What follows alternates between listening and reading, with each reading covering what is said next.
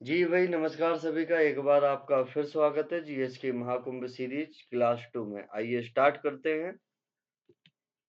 पहला सब्जेक्ट आपका इतिहास। पहला क्वेश्चन इंपॉर्टेंट है भाई। नवीनतम खोजों के आधार पर भारतीय उपमहाद्वीप में प्राचीनतम कृषि साक्ष्य वाला स्थल कौन सा है? कौन सा कह रहा है? नवीनतम खोजों के आधार पे। आंसर इसका सही होगा लोहरा देव। क्या होगा भाई? लोहेरा देव। अगर आपसे ऑप्शन में लोहेरा देव नहीं है तब क्या करोगे? आंसर ए लगाओगे, मेहरगढ़। समझ में आया? दोनों सही। कोल्डी हवा चावल से मिलते हैं और बुर्जोम अभी आप आगे पढ़ेंगे। पहला नवपाषाण का सर्वप्रथम खाद्यान्नों का उत्पादन। ध्यान रखना नवपाषाण काल में होता है। आग का उपयोग भी नवपाषाण काल में होता है। ये दोनों इंपॉर्टेंट पॉइंट है भाई।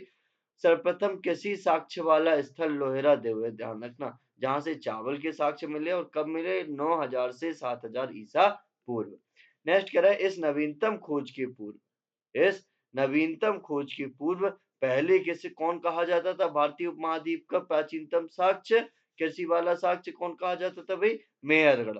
तो सबसे पुराना कौन सा है? लोहेरा देव है। ये ध्यान रखना उत्तर प्रदेश का। और अगर उसके बाद वाला पूछ ले, मेहरगढ़। लेकिन इसकी खोज जो है लोहेरा देव की वो बाद में हुई थी, जबकि इसकी जो खोज है वो पहले हो गई थी। तो इसकी खोज से पहले ध्यान रखना ये वाला जो है मेहरगढ़ को ही प्राचीनतम कृषि साक्ष्य वाला स्थल माना जाता था। ठीक, देख रहे होगे। अर्थात ये 9000 से 7000 ईसा पूर्व के बीच में की बात की गई है। यहाँ 7000 ईसा पूर्व की ही बात की गई है। और यहाँ गेहूं के साक्ष्य मिलते हैं, यहाँ काय के साक्ष्य मिलते हैं भाई? चावल के। नेक्स्ट कह रहा है प्राचीनतम चावल के साक्ष्य वाला स्थान कुल्डी हवा। अभी हाल बताई था। ध्यान रखना ये इलाहाबाद के बेलन घाटी से रिलेटेड है, 6500 ईसा पूर्व में। ठीक, और इसे मिले कैसे है? चावल की भूसी के साथ। तीन क्लियर हुआ।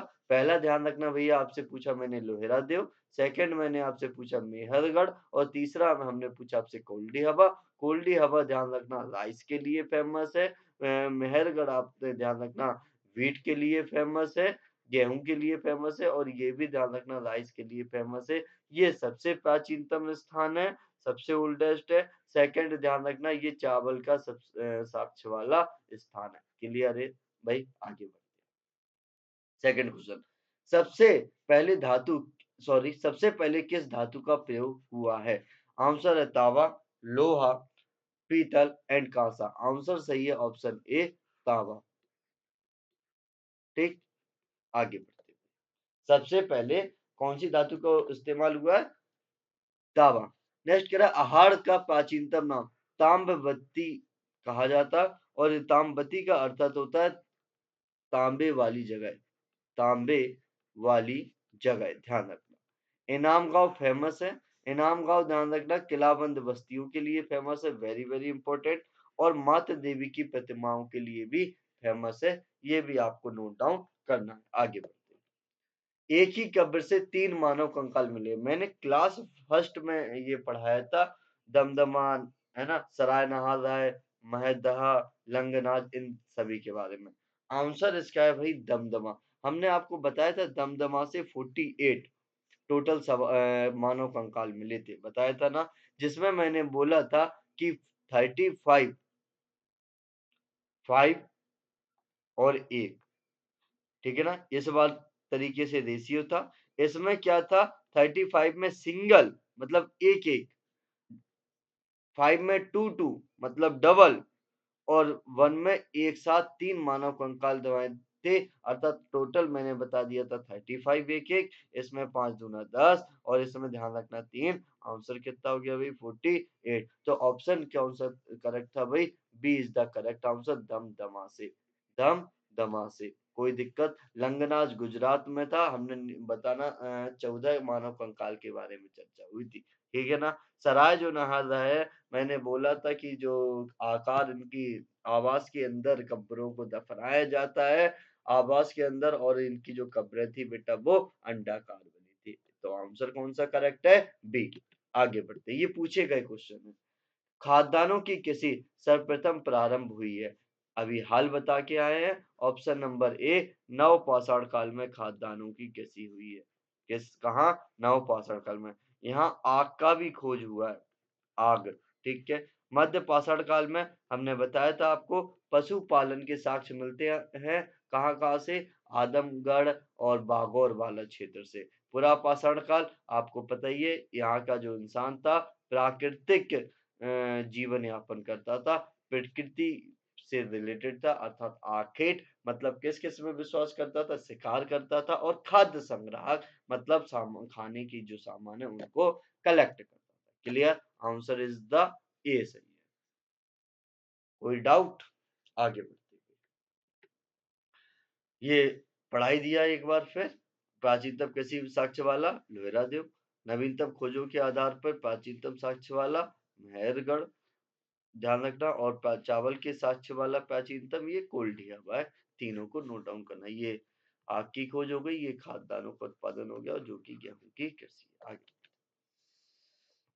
नवपाषाण काल, ये आपका चीन की एक नदी है, यांजी नदी घाटी से चावल के साक्ष्य मिलते हैं। मैक्सिको से मक्का का प्रथम साक्ष्य मिलता है, ध्यान रखना। ये भी चीन बाजरा से रिलेटेड है। सोरगम पूर्वी अफ्रीका, राई दक्षिण पूर्व एशिया, एंड जई यूरोप में सर्वप्रथम। ठीक, तो मैक्सिको वाला भी याद रखना आपको, मक्का से मिलता है। एम मा फॉर मक्का, मा फॉर मैक्सिको, ये भी नोट। आगे मेहरगढ़ बता ही दिया, पाषाण संस्कृति से लेकर हड़प्पा संस्कृति तक यहाँ मिलते हैं।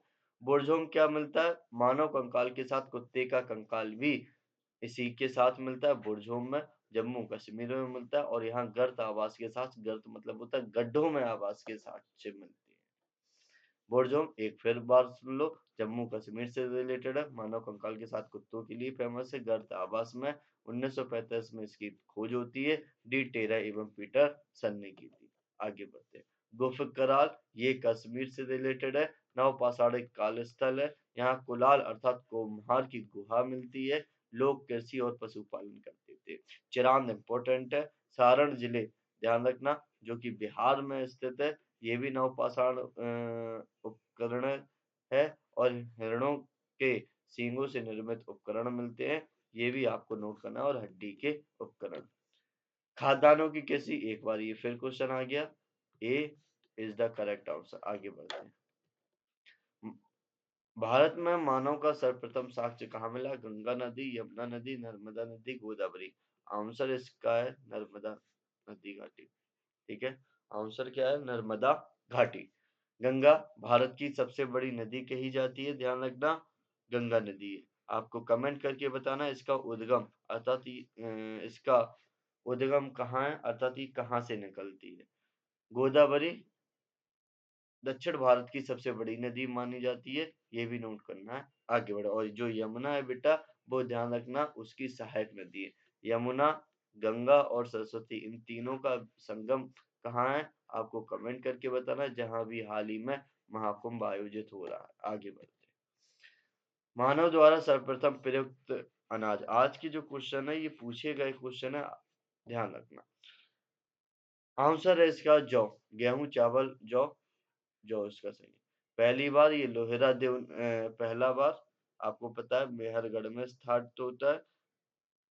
चावल का मैंने बताया, आपका लोहेरा देव में भी साक्ष्य मिलता है। बाजरा कमेंट करके बताओ, अभी हाल बता के आया हूँ, चीन में है, ध्यान रखना।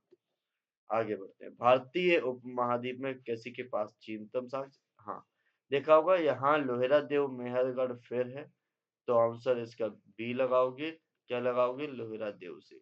आपको कमेंट करके बताना है लोहेरा देव कहाँ मिलता है, अभी हाल ही पढ़ा के आए हैं। हाँ, इसका जो आंसर कौन सा था? बी।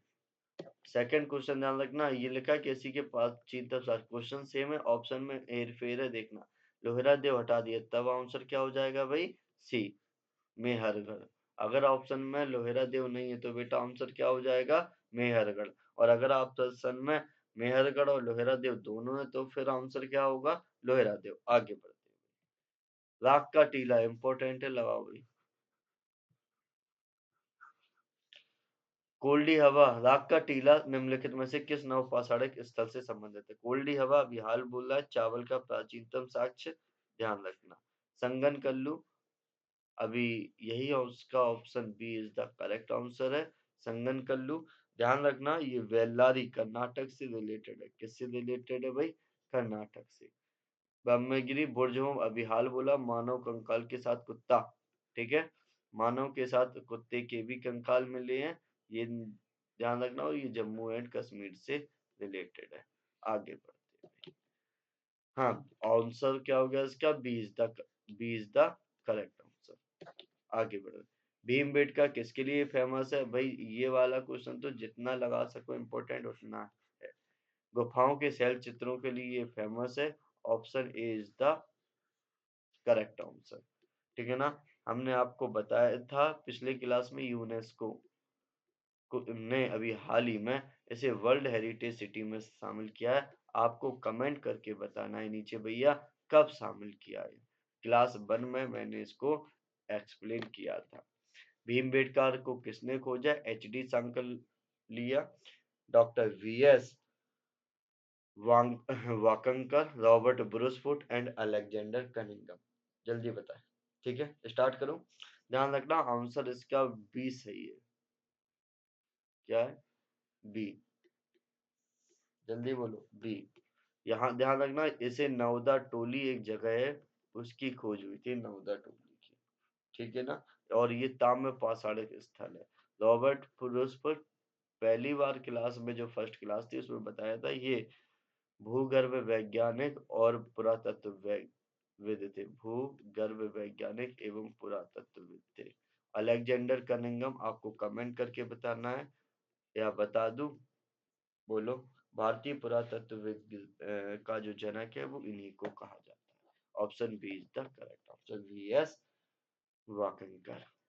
निम्नलिखित में से किस स्थल से मानव कंकाल के साथ कुत्ते के कंकाल भी मिले हैं? आंसर इसका बी पुर्जों में। ध्यान रखना B is the correct answer. आगे बढ़े। भारतीय पुरातत्व का जनक इंपोर्टेंट लगाओ भाई। ध्यान रखना Alexander Cunningham. A is the correct answer. Alexander कौन है? कनिंगम है। आगे बढ़े भाई। हाँ जी, चलिए आगे बढ़े। ठीक है। इंदिरा गांधी राष्ट्रीय मानव संग्रहालय कहाँ है? भोपाल में स्थित। कहाँ है भाई? भोपाल। इंदिरा गांधी राष्ट्रीय संग्रहालय कहाँ स्थित है? भोपाल। अगर आपसे राजमुंदरी पूछ ले तो तंबाकू केंद्रीय तंबाकू अनुसंधान जो है वो यहाँ स्थित है। लखनऊ आपको पता ही होगा। ध्यान रखना किसके लिए फेमस है? गन्ना अनुसंधान के लिए फेमस है। ठीक है। और अगर आपसे पूछ ले चेन्नई केंद्रीय चमड़ा के लिए फेमस है। केंद्रीय। Option B is the correct answer. Bhopal. आगे बढ़ते। सेकंड सब्जेक्ट भूगोल। निम्नलिखित में से ग्रह युग्मों में कौन सा बिना उपग्रह वाला है? कौन सा बिना उपग्रह वाला? शुक्र और मंगल, बुध और मंगल, पृथ्वी और बृहस्पति, बुध और शुक्र। आंसर इसका D is the correct answer. Answer क्या है इसका? डी इज करेक्ट, बुध और शुक्र। ध्यान रखना इसे कहा जाता है सबसे छोटा ग्रह। इसे कहा जाता है चमकीला ग्रह। बृहस्पति को बड़ा ग्रह, ये पांचवा बड़ा बड़ा ग्रह है। ध्यान रखना आकार की दृष्टि से। मंगल को लाल ग्रह। आगे बढ़ते हैं। ये हो गया सबसे छोटा ग्रह हो गया। सूर्य से सबसे निकटतम हो गया। 88 दिन पृथ्वी के दिनों में सूर्य की परिक्रमा पूरी कर लेता है। आगे बढ़ते हैं। निम्नलिखित में से भोर का तारा अभी हाल शुक्र है। शुक्र को कहा जाता है भोर का तारा। बुध सबसे छोटा ग्रह। मंगल लाल ग्रह। आगे बढ़ते हैं। B is the correct answer. शुक्र। पहला, शुक्र को पृथ्वी की जुड़वा बहन, चमकीला, सांझ और भोर का तारा, सर्वाधिक गर्म ग्रह। ये वेरी वेरी मोस्ट इंपोर्टेंट है। पूर्व से पश्चिम की दिशा में। ठीक है ना? इसकी जो गति होती है वो पूर्व से पश्चिम की होती है। बाकी सभी की क्या होगी ग्रह की? पश्चिम से पूर्व। एक ग्रह और होगा, आपको नीचे कमेंट करके बताना होगा अगर पता हो, नहीं तो अगली क्लास में बताएंगे। पूर्व से पश्चिम के केवल 2 ही जो है ग्रह हैं, वो क्या करते हैं, गति करते हैं, बाकी सभी पश्चिम से पूर्व करते हैं, इसलिए ये स्पेशलिस्ट है। वायुमंडल में CO2 का संकेंद्रण होता है एक ही जगह, और प्रेशर कुकर की दिशा, ये भी ध्यान रखना इम्पोर्टेंट है। क्लियर? पहला ये वाला इम्पोर्टेंट है, पूर्व से पश्चिम, सर्वाधिक गर्म ग्रह चमकीला पृथ्वी की जुड़वा हुआ कहा जाता है। जब दिन और रात की अवधि बराबर होती है तो सूर्य की किरणें सीधी पड़ती है। कहाँ पड़ती है? उत्तरी ध्रुव पर, भूमध्य रेखा पर। आंसर बीजता सही, भूमध्य रेखा पर। अर्थात ध्यान रखना, कह रहा है जब दिन और रात की अवधि बराबर होती है तो सूर्य की किरणें कहाँ सीधी पड़ती होंगी, ये पूछ रहा है। ध्यान रखना, ये मान लो अर्थ है। आपको पता होगा कि ये जो बीच वाला हिस्सा है, इसको 0 डिग्री कहा जाता है, अर्थात इसी को इक्वेटर कहा जाता है। मतलब भूमध्य रेखा या विषुवत रेखा, इक्वेटर, भूमध्य रेखा या फिर विषुवत रेखा, ठीक है। और इस जब यहाँ किरणें सीधी पड़ती है ना, तो ध्यान रखना, अर्थात दिन और रात की अवधि बराबर होती है, क्योंकि ये बीच में स्थित है। क्लियर? तो ध्यान रखना, बीच द करेक्ट आंसर। आगे बढ़े भाई, नेक्स्ट। हाँ, पृथ्वी का कल पहली क्लास में बताया था, पांचवा सबसे बड़ा आकार, अक्ष पर झुकाव होता है, परिक्रमण गति का मौसम परिवर्तन होता है, ये इंपॉर्टेंट है। मौसम में परिवर्तन क्यों होता है? नेक्स्ट का 21 मार्च और 23 सितंबर को सूर्य 2 बार विषुवत रेखा पर लंबवत चमकता है, 21 मार्च और 23 सितंबर को। 21 जून को ग्रीष्म अयनात अर्थात कर्क रेखा पर सूर्य लंबवत चमकता है। 22 दिसंबर को शीत अयनात मतलब मकर रेखा पर सूर्य लंबवत चमकता है। सौर दिवस 365 दिन 6 घंटे 9 मिनट 9.51 सेकंड का समय होता है, जो कि सूर्य की परिक्रमा करने को कहा जाता है। मतलब सौर दिवस का मतलब 1 साल कह सकते हो। भूपर्पटी पर ये इंपॉर्टेंट है, क्या पाया जाता है? ऑक्सीजन, सिलिकॉन और एल्यूमिनियम, ये पाए जाते हैं, ठीक है ना। आप शॉर्ट में कह सकते हो ओसियाल। क्या? ओसियाल, ये इंपॉर्टेंट है भाई। पृथ्वी दिवस कब मनाया जाता है? 22 अप्रैल को। आगे बढ़ते हैं। निम्नलिखित में से कौन सा ग्रह को लाल ग्रह कहा जाता है? भाई मंगल को कहा जाता है सी, मंगल, ध्यान रखना, लाल ग्रह। फोबोस और डिमोस इसके 2 ग्रह। नेक्स्ट ओलंपिया ज्वालामुखी, सौरमंडल का सबसे बड़ा ज्वालामुखी।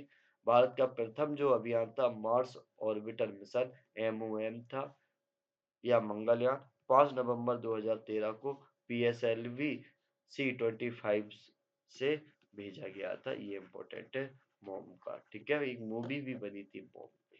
आगे बढ़ते, सबसे भारी ग्रह, भाई कमेंट करके बताओ। A is the correct answer. बृहस्पति सबसे बड़ा ग्रह है, सबसे तेज गति से घूर्णन करता है, हाइड्रोजन और हीलियम की गैसें मिलती हैं, रेडियो ऊर्जा मिलता है, वलय सिलिकेटों से मिलकर बना है। मतलब जो ये सर्कल है, आपने देखा होगा, इसके चारों ऐसे है ना, इस टाइप से होते हैं ना, इसके टाइप से ये कहा गया, ये जो वाला है ये सिलिकेट से। तीसरा सब्जेक्ट है संविधान अर्थात पॉलिटी। आगे बढ़ते हैं। पहला एक्ट आज का 1861 में कानून बनाने की प्रक्रिया में प्रतिनिधियों को शामिल किया गया। मद्रास एवं बंबई को पुनः विधायी शक्ति देकर विकेंद्रीकरण प्रक्रिया की शुरुआत की गई। अब वायसराय को अध्यादेश जारी करने के लिए अधिकृत किया गया, जो कि अधिकतम 6 माह की अवधि तक होता है। आगे बढ़ते हैं। 1892 का अधिनियम, केंद्रीय विधान परिषद में भारतीय सदस्यों को वार्षिक बजट पर बहस करने तथा 6 दिन की पूर्व नोटिस पर प्रश्न पूछने का अधिकार दिया गया। ये इम्पोर्टेंट है भाई। परंतु पूरक प्रश्न और मतदान करने का अधिकार नहीं था। निर्वाचित पद्धति का प्रारंभ किया गया। आगे बढ़ते हैं। ब्रिटिश भारत में सांप्रदायिक प्रतिनिधित्व की व्यवस्था का शुरुआत कब हुआ? 1892, अभी हाल ही पढ़ के आए हैं, ठीक है। मार्ले मिंटो आंसर इसका सही है। 1909, इसमें भी आप पढ़ के आए कि इसमें आपको अधिक प्रश्न पूछने, वार्षिक के जो वित्तीय बजट है उसमें प्रश्न पूछने, 6 दिन की पूर्व नोटिस पर प्रश्न पूछने का अधिकार दिया गया। 1909, ध्यान रखना, सही है। मार्ले मिंटो सुधार कहा जाता है। इसमें पहला, भारतीयों को विधि एवं प्रशासन दोनों में प्रतिनिधित्व शामिल किया गया। वायसराय की कार्यकारी परिषद में भारतीयों को पहली बार शामिल किया गया और पहले व्यक्ति कौन थे जो शामिल हुए?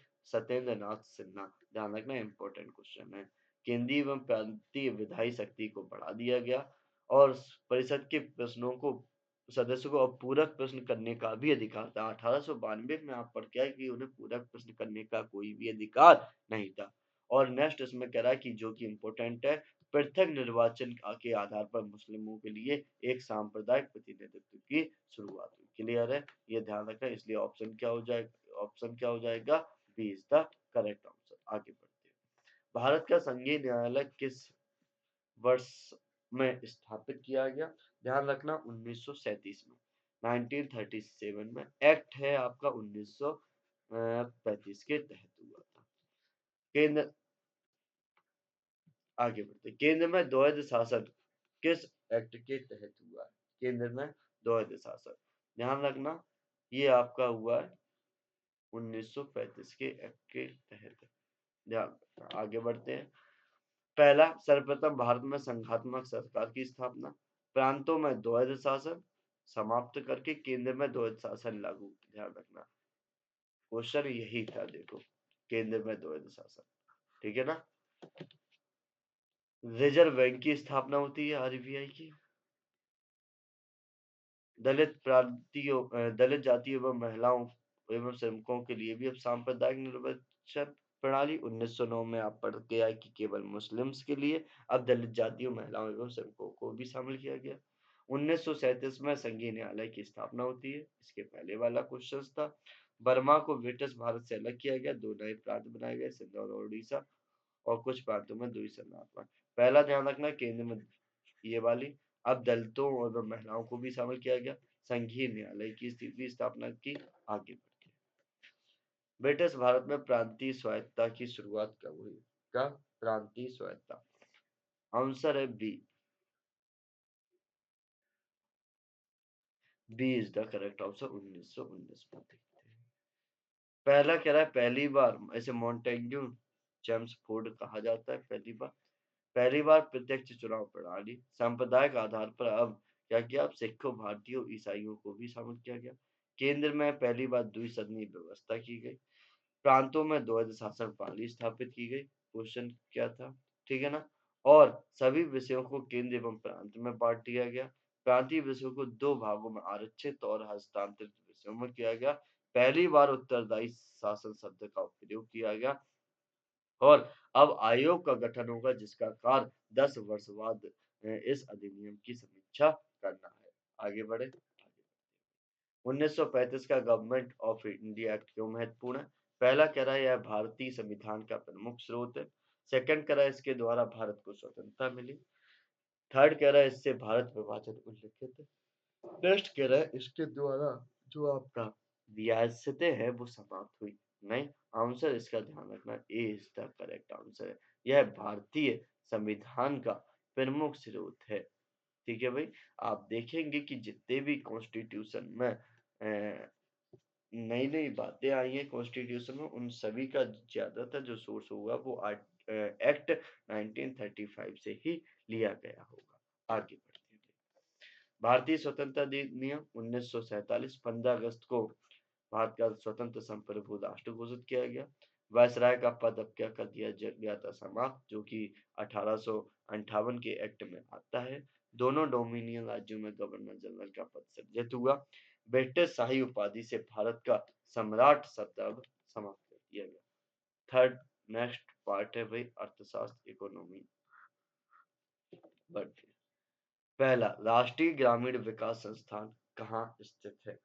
राष्ट्रीय ग्रामीण विकास संस्थान कहाँ स्थित है? आंसर है भाई हैदराबाद। क्या है? हैदराबाद। अभी हाल आप भोपाल वाला पढ़ के आए हैं, आपको कमेंट करके बताना है क्या है। राष्ट्रीय मानव संग्रहालय, ध्यान रखना, इंदिरा गांधी, ये यही है। क्लियर है इतनी बात? आगे बढ़े, पक्का? आगे बढ़ते हैं। हाँ, सी इज द करेक्ट आंसर। प्रच्छन्न बेरोजगारी का अर्थ क्या होता है? अच्छा क्वेश्चन है और इम्पोर्टेंट है।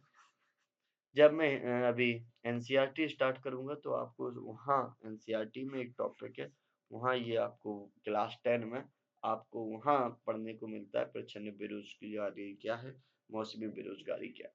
पहला, काम करने के इच्छुक होना पर काम ना मिलना, प्रत्येक पूरे वर्ष भर प्रत्येक दिन काम ना मिलना, विशाल श्रमिक शक्ति को नियोजित करने के लिए पूंजी का अपर्याप्त होना, आवश्यकता से अधिक लोगों का कागज होना। ध्यान रखना, इसे कहा जा सकता है मौसमी बेरोजगारी, पूरे वर्ष भर प्रत्येक दिन काम ना मिलना। आंसर तो इसका डी करेक्ट है, आवश्यकता से अधिक लोगों का कार्य करो। प्रच्छन्न का मतलब होता कि जहां ज्यादा लोग काम करें लेकिन जरूरत ना हो। जैसे आपने आज इंडिया की जो एग्रीकल्चर मोड है ना, कि पूरा घर जो है एग्रीकल्चर में काम करता है, लेकिन वहां लोगों की कमी है। मतलब पूरा लोग काम करते हैं लेकिन हो सकता है कि केवल 2 व्यक्ति भी काम कर दें, पूरा खेत साफ कर दें, खेत का काम कर दें, लेकिन पूरा घर जिसका काम करता है। आगे बढ़ते हैं, इंपॉर्टेंट क्वेश्चन है ये भी भाई। कह रहा है जीवन मानव विकास सूचकांक में शामिल नहीं है। ठीक, आंसर है सामाजिक असमानता। हाँ, इसे कहा जाता है एचडीआई, ह्यूमन डेवलपमेंट इंडेक्स। आपको नीचे कमेंट करके बताना है कौन जारी करता है। जीवन प्रत्याशा शामिल है, साक्षरता शामिल है, पर कैपिटा इनकम अर्थात प्रति व्यक्ति आय जो है शामिल है। क्लियर, आपको यहाँ नीचे कमेंट करके बताना है ये कौन सा संस्थान जारी करता है। क्लियर है भाई, आगे बढ़ते हैं। 1867 इंपॉर्टेंट है। 68 में भारत में प्रति व्यक्ति आय 20 रुपए थी, यह सर्वप्रथम किसने अभिनिश्चित किया? दादा भाई नौरोजी ने किया। किन्होंने किया? दादा भाई, ध्यान रखना, नौरोजी ने किया है। आगे बढ़ते हैं। नेक्स्ट कह रहा है भारतीय राष्ट्रीय आय अनुमानित होती, ये भी इंपॉर्टेंट क्वेश्चन है। ये सारे जो क्वेश्चन है भाई पूछे गए क्वेश्चन है, आज के जितने भी क्वेश्चन थे वो प्रीवियस ईयर में पूछे ही गए हैं। नेक्स्ट कह रहा है नीति आयोग द्वारा, वित्त मंत्रालय आयोग द्वारा, केंद्रीय सांख्यिकी संग्रहालय द्वारा। ध्यान रखना CSO यही आपका सही है। Reserve bank of India, RBI। ध्यान रखना इसकी स्थापना कब होती है, आपको कमेंट करके बताना है। ध्यान रखना, आगे बढ़ते हैं। क्लियर है, सी। नेक्स्ट क्वेश्चन है विज्ञान का। विज्ञान का क्वेश्चन, राशि के मापन और उसकी इकाई का कौन सा युग्म सुमेलित नहीं है? दाब पास्कल है, द्रव्यमान किलोग्राम है। एक मिनट,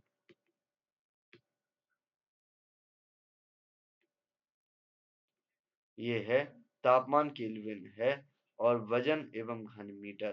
ध्यान रखना यही नहीं है, आपको बताना है डी। आपको बताना होगा क्योंकि वजन मैं ही बताई दे रहा हूँ, क्योंकि जो वजन है उसका क्या होता है भाई, न्यूटन माना जाता है। क्लियर है, बाकी तीनों दाब का पास्कल, द्रव्यमान का किलोग्राम एंड तापमान का केल्विन है। आगे बढ़ते हैं। विटामिन कैल्शियम के अवशोषण में सहायता करता है कौन सा विटामिन? ध्यान रखना विटामिन है डी। कौन सा विटामिन? D, vitamin D. आगे बढ़ते हैं। विटामिन में नाइट्रोजन होता है, ध्यान रखना विटामिन बी। मृदा का अध्ययन क्या कहलाता है? मृदा विज्ञान या पेडोलॉजी कहा जाता है। क्या कहा जाता है? पेडोलॉजी। दालें किसका समृद्ध स्रोत है? ये तो सबसे सिंपल ही क्वेश्चन है, प्रोटीन का। भाई आज का लास्ट क्वेश्चन, और ये क्वेश्चन ईवीएस का है। भारत सरकार के पर्यावरण एवं वन मंत्रालय के तहत एक वैधानिक स्वायत्त निकाय राष्ट्रीय जैव विविधता प्राधिकरण की स्थापना हुई है। आपको कमेंट करके बताना है ये कब हुई है। ठीक है, आंसर इसका 2003 सही है, डी। 2002 इसका एक्ट के तहत होती है। ध्यान रखना एक्ट कौन सा होता है? 2002 का एक्ट होता है। क्लियर, आगे बढ़ते हैं। पर्यावरण संरक्षण है 1986 में। वन्य जीव एक्ट 1972 में। क्लियर, थैंक यू आप सभी का। ये फिर आप सभी का धन्यवाद जुड़ने के लिए। आपको नीचे कमेंट करके बतानी है क्लास कैसी लगी। शेयर करिएगा, पढ़ते रहिएगा, मस्त रहिएगा।